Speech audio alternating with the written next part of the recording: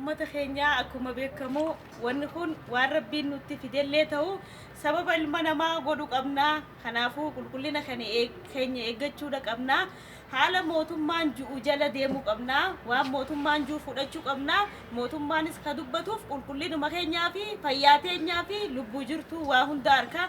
Yaa ummata keenya hadaraa keessaafuu ummanni baadiyyaa qotee bulaan keenya akka lama taatanii wajjin teessee qaamuu saniis akka dhiistan qabuu akka dhiistan bakka jamaa fi bakka jummaattis akka addaan walitti hin qabamne yaa ummata keenya hedduu dhaamsa isiniif dabarsina. Hadaraa waan harka keessaniis zaazaatti akka qulqulleeffattan nyaata qulqullina qabuu fi bakka qulqullina qabu akka jiraatan isin beeksifna. Yaa ummata keenya kuni buraanaadha. Buraanaa harama akhaafaa kaasaa kuni khaliqaati.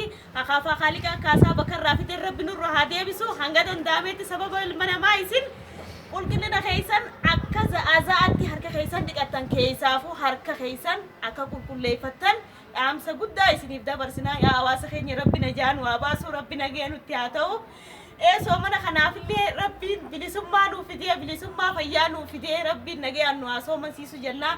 Gara keenyaan dhaamsa kana qabnaa. Galatoomaa waan nu dhageeffattaniif hedduu galatoomaa.